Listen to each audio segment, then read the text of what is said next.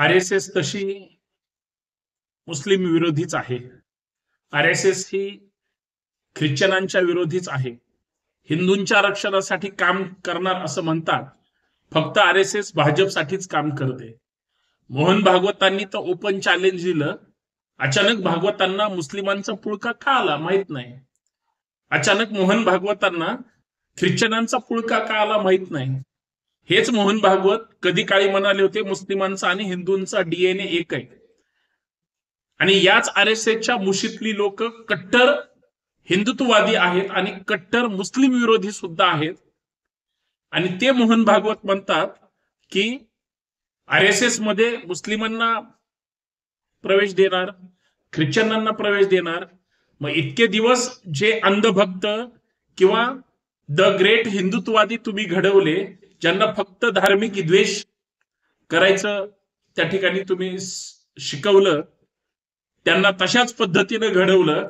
मोहन भागवतांचं अचानक मत कसं काय बदललं आणि याच्यामध्ये मोहन भागवतांच्या आरएसएस मधल्या मुस्लिम आणि ख्रिश्चनांच्या प्रवेशामुळं अंधभक्तांच्या बुडाखाली मात्र आग लागली असेल.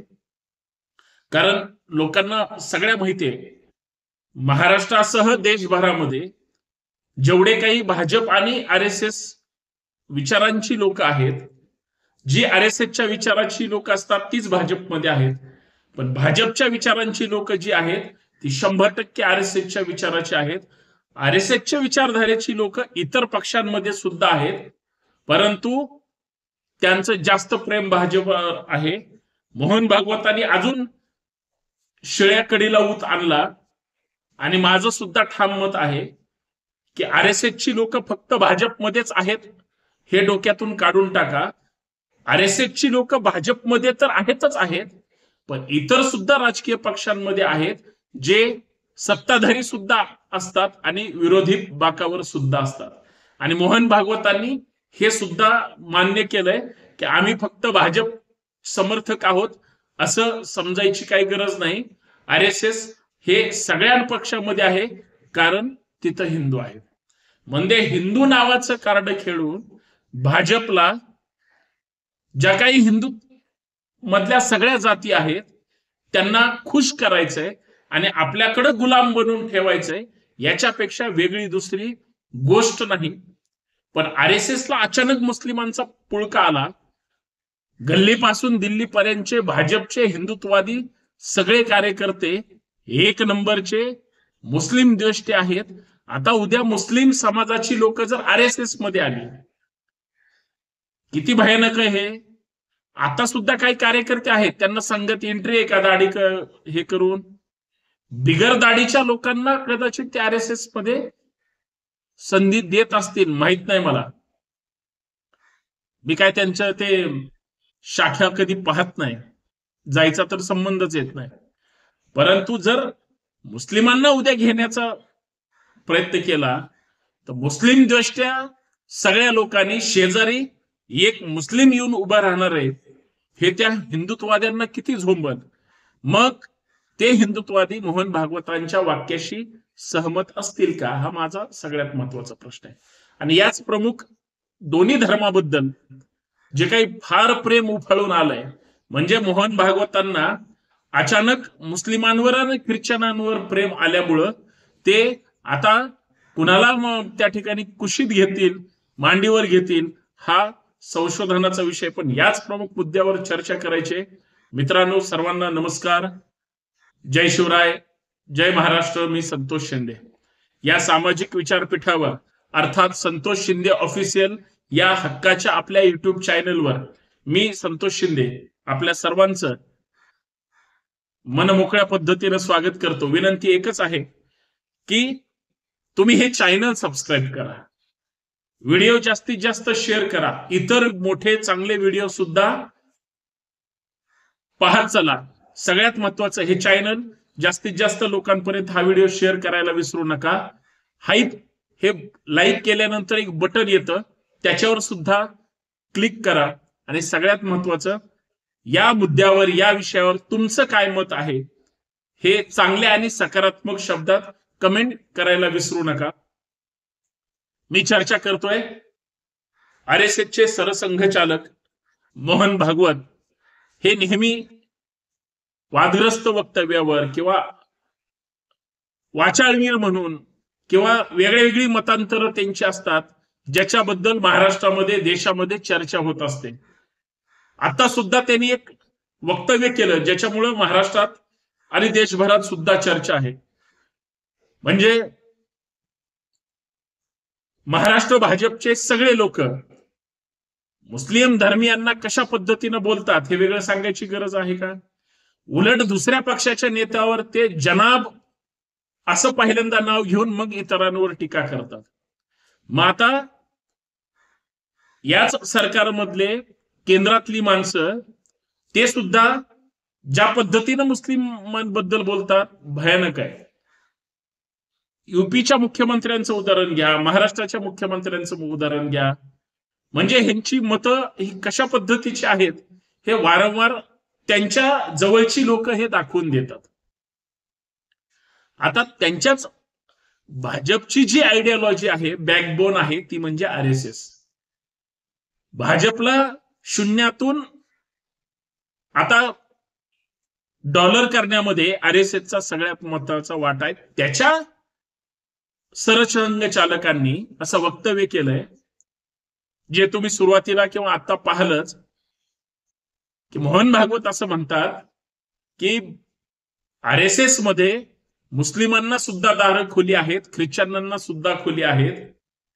जी भाजपची हिंदुत्ववादी मंडळी मुस्लिम द्वेष्टे तर आहेतच, पण ख्रिश्चन म्हणजे ख्रिश्चन ज्या मिशनरी आहेत त्यांची लोक जे धर्माचा प्रचार प्रसार करतात, बऱ्याच लोकांचं असं मत आहे की हिंदूंचं किंवा इतर समाजाच्या लोकांचं ते कन्व्हर्ट करतात त्यांना ख्रिश्चनांमध्ये, भूलतापांना बळी पाडतात वगैरे वगैरे सगळ्या गोष्टी.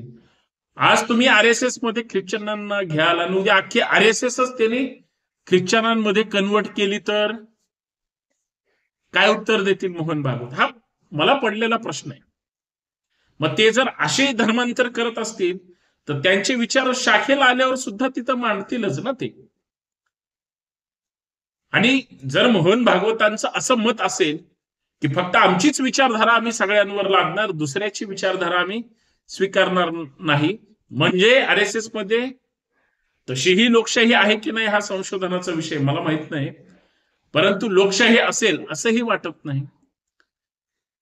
आणि सगळ्यात महत्वाचं, ज्या RSSची नोंदणीच नाही असं म्हणतात, आणि मी बऱ्याच वर्षापासून ऐकतो, मला सुद्धा कुठं त्यांची नोंदणी दिसली नाही, परंतु त्यांची नोंदणी असणार, कारण हजारो लाखो करोडो रुपये आज सरकार त्यांच्या विचारधारेचं एवढ्या वर्षांनी सत्तेत बसलंय म्हणल्यानंतर ह्यांची खाती गच्च भरणार नाहीत तर कुणाची भरणार? त्याच्यामुळं हे सगळं अधिकृत असणार, नोंदणीकृत असल्याशिवाय तुम्हाला साधं बँक अकाउंट सुद्धा काढता येत नाही. मग आता मुस्लिमांचा पैसा RSS ला चालणार का? उद्या त्यांनी जर संघाला द्यायचं ठरवलं तर, ख्रिश्चनांचा पैसा त्यांनी जर RSS ला भेट द्यायचं म्हणलं तर चालणार का? का पैशाला धर्म नसतो? मग हे पुढे नवीन तत्वज्ञान यांची सगळी मंडळी कोण असतील ती पाजळतील. अजून एक मला प्रश्न पडला, जर मुस्लिम आणि ख्रिश्चन हे मोहन भागवतांना चालणार असतील, RSS मध्ये चालणार असतील, तर धर्माच्या नावावर आतापर्यंत जे विद्वेषाचं समाजकारण आणि राजकारण आणि लोकांच्या डोक्यामध्ये जे धर्मांध विष पेरलं गेलं तथाकथित लोकांकडून, ते कुणी असेल शोधा तुम्ही, मग ती सगळी आतापर्यंतची जी काही कारनामं झाली ती तुम्ही पुसून टाकणार का ह्या एका परिवर्तनामुळे तुमच्या? का मोहन भागवतांना बोलायचं एक होतं आणि वेगळं स्टेटमेंट बाहेर आलं? असं पण होणार नाही. सगळ्या माध्यमांनी हेच स्टेटमेंट लावलंय त्यांचं. म्हणजे याचा अर्थ असा आहे, RSS बदलतीये, RSS काट टाकतीये, RSS ला मुस्लिम जवळचे वाटतात, RSS ला ख्रिश्चन जवळचे वाटतात, आणि हे जर अंतिम सत्य असतील तर म्हणजे हे सगळे मुस्लिम आणि ख्रिश्चन गोळा करून म्हणजे RSS वाल्यांना भाजपच्या हिताचं काम करायचंय का? म्हणजे मुस्लिम आणि ख्रिश्चन RSS फाया भारतीय जनता पार्टी हा मार्ग ते त्या ठिकाणी तयार करणार आहेत का? त्यांच्या विचारांची लोक तयार करणार आहेत का, त्या आयडियोलॉजी मध्ये इतरांना समाविष्ट करणार का?